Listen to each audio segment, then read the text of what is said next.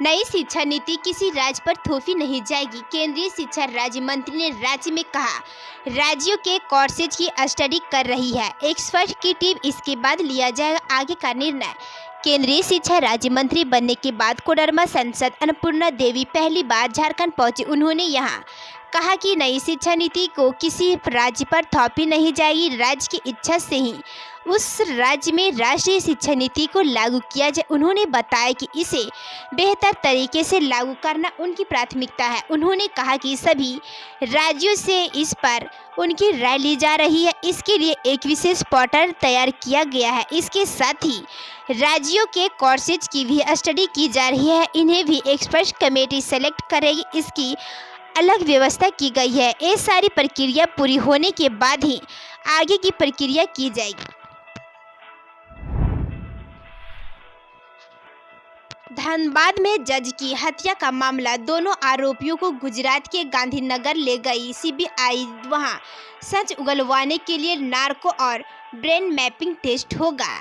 धनबाद में एडीजे उत्तम आनंद की हत्या मामले में ऑटो चालक लखन वर्मा और सहयोगी राहुल वर्मा को सीबीआई मंगलवार रात दिल्ली से गुजरात के गांधीनगर रवाना हो गई है। दोनों को सोमवार की राजधानी एक्सप्रेस से सीबीआई दिल्ली ले गई थी। गांधीनगर में दोनों आरोपियों को नार्को और ब्रेन मैपिंग टेस्ट होगा, इस बाबत कोर्ट की अनुमति सीबीआई को मिल गई है।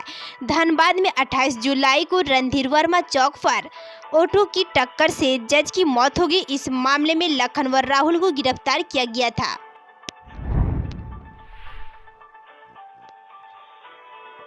लालू प्रसाद से जुड़े चारा घोटाले के सबसे बड़े मामले में बचाव पक्ष की बहस शुरू।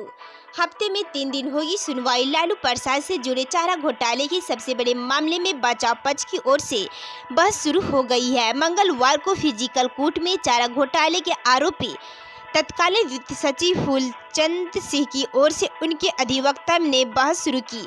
आगे भी बहस जारी रहेगी। सीबीआई के विशेष न्यायाधीश एसके शशि की अदालत में चारा घोटाला मामले की सुनवाई अब सप्ताह में 3 दिन फिजिकल कोर्ट में होगी। अदालत के निर्देश पर गुरुवार को दिन के 11:30 में मामले में सुनवाई होगी। अन्य दिनों में अपराह्न 2:30 बजे मामले की सुनवाई होगी, जो कि पूर्व से निर्धारित है। सीबीआई की विशेष अदालत मंगलवार, गुरुवार एवं शनिवार को फिजिकल सुनवाई करेगी। लालू प्रसाद के अधिवक्ता ने बताया कि अगले महीने से मामले में बहस प्रारंभ कर सकते हैं। अदालत में बहस के दौरान सीबीआई के विशेष लोक अभियोजक बीएमपी सिंह मौजूद थे। बता दें कि डोरांडा कोषागार के 139.35 करोड़ रुपये की अवैध निकासी से जुड़े RC 47A/96 मामले में सीबीआई की बहस 7 अगस्त को पूरी होने के बाद बचाव पक्ष की ओर से बहस शुरू हो गई है। मामले में राज्य सुप्रीमो लालू प्रसाद, पूर्व सांसद Jagdish Sharma, doctor RK Rana, PSC के तत्कालीन अध्यक्ष ध्रुव भगत, तत्कालीन पशुपालन सचिव वेक्स जूलियस समेत 108 आरोपी मुकदमे का सामना कर रहे हैं। झारखंड में आज भी सक्रिय रहेगा मानसून। राज्य में आज दिन भर छाए रहेंगे बादल। राज्य के 12 जिलों में आज भारी बारिश की संभावना। झारखंड में बुधवार को भी मानसून सक्रिय रहेगा, इसका असर राज्य भर में देखने को मिलेगा। मौसम विज्ञान केंद्र राज्य की ओर से जारी की गई रिपोर्ट के मुताबिक राज्य में बुधवार को पूरे दिन बादल छाए रहेंगे। 1 से 2 बार हल्के से मध्य दर्ज की बारिश रिकॉर्ड की जा सकती। वहीं राज्य के 12 जिलों में वज्रपात के साथ भारी बारिश की संभावना जताई गई है।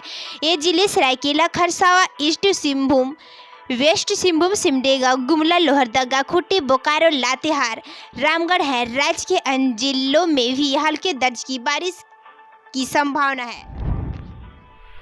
राज्य में आज 69 केंद्रों पर वैक्सीनेशन, शहरी क्षेत्रों में 36 और ग्रामीण क्षेत्रों में 33 केंद्रों पर लगाए जा रहे हैं कोविशील्ड के 20,770 डोज। 15 दिनों में 10 लाख डोज लगाए गए। राज्य में आज 69 केंद्रों पर कोरोना के वैक्सीनेशन लगाए जा रहे हैं। इनमें 33 केंद्र ग्रामीण क्षेत्रों में और 36 केंद्र शहरी क्षेत्रों में बनाए गए। हालांकि शहरी क्षेत्रों की तुलना में ग्रामीण इलाकों में वैक्सीन के डोज अधिक दिए गए हैं। यहां आज 10,920 डोज उपलब्ध है, जबकि शहरी क्षेत्रों में 9,850 डोज लगाए जाएंगे। पिछले 15 दिनों में रांची जिले में 10 लाख से ज़्यादा लोगों को टीके के डोज लगाए जा चुके। इसके हिसाब से अगस्त की रफ्तार भी जुलाई महीने के बराबर चल रही है। आने वाले 15 दिनों में वैक्सीनेशन की रफ्तार में और बढ़ाने की संभावना है। 80 उत्कृष्ट विद्यालयों में टीजीटी पीजीटी शिक्षकों की प्रतिनियुक्ति स्थगित। राज्य के 80 उत्कृष्ट विद्यालयों में 554 स्नातक प्रशिक्षित शिक्षकों और स्नातकोत्तर प्रशिक्षित शिक्षकों का किया गया प्रतिनियोजन स्थगित कर दिया गया है। स्कूली शिक्षा और साक्षरता विभाग अब पूरे मामले की समीक्षा करने के बाद नए सिरे से टीजीटी के 309 शिक्षक और पीजीटी के 245 शिक्षकों की लिस्ट जारी करेगा। शिक्षकों के प्रतिनियोजन और अनियमितता की शिकायतें सामने आने के बाद शिक्षा विभाग ने जारी किए गए आदेश को स्थगित करने का निर्णय लिया है।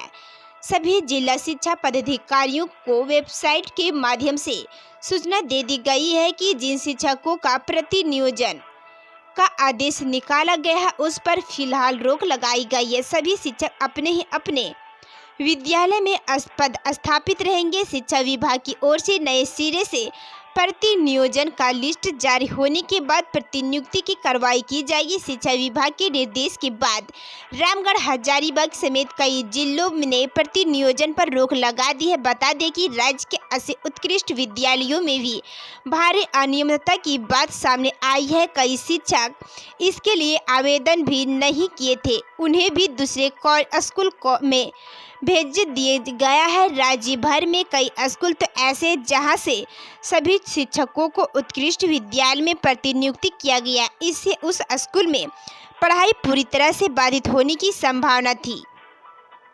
माध्यमिक और +2 शिक्षक संघों ने भी इस पर आपत्ति जताई थी और शिक्षक विभाग को ज्ञापन सौंपा था। कोर्ट परिसर और जजों की सुरक्षा पर झारखंड ने दी रिपोर्ट। सुप्रीम कोर्ट ने राज्यों को दिया आखिरी मौका। धनबाद के जज उत्तम आनंद की हत्या के बाद कोर्ट समेत जजों की सुरक्षा व्यवस्था को लेकर गंभीर हुए सुप्रीम कोर्ट ने 10 दिनों में जवाब दाखिल करने का आखिरी मौका दिया है। सुरक्षा संबंधी मामले में अब तक जवाब दाखिल नहीं कर पाने पर एक आखिरी मौका दिया गया। हालांकि झारखंड सरकार की ओर से 16 अगस्त 2021 को ही जवाब दाखिल कर दिया गया है। भारत के मुख्य न्यायाधीश NV रमन्ना की अध्यक्षता वाली 3 न्यायाधीशों की पीठ ने कोर्ट और जज में सुरक्षा व्यवस्था को लेकर सुनवाई कर रहे हैं। इस दौरान CJU ने कहा कि उन राज्यों को आखिरी मौका दिया जाए जिन्होंने कोर्ट समेत जजों को सुरक्षित व्यवस्था को लेकर अभी तक अपना जवाब दाखिल नहीं किया है। सुप्रीम कोर्ट के निर्देश के बाद झारखंड सरकार ने राज्य के सभी जिलों के कोर्ट और जजों की सुरक्षा व्यवस्था को लेकर जिले के पुलिस अधिकारियों को रिपोर्ट देने को कहा था। निर्देश मिलते ही राज्य के करीब सभी जिलों के पुलिस पदाधिकारियों ने कोर्ट की सुरक्षा व्यवस्था समेत जजों की सुरक्षा को लेकर अपनी अपनी रिपोर्ट राज्य सरकार को भेजी। साहेबगंज में बाढ़ प्रभावित क्षेत्रों का जायजा लेने पहुंचे झारखंड के अधिकारी, जल्द राहत पहुंचाने का दिया निर्देश। झारखंड CM हेमंत सोरेन के निर्देश के आलोक में मंगलवार को राज्य के सचिव स्तर के अधिकारियों ने साहेबगंज के बाढ़ प्रभावित क्षेत्रों का निरीक्षण किया। इस दौरान जिले के अधिकारियों को बाढ़ प्रभावित लोगों से जल्द राहत पहुंचाने का निर्देश दिया है।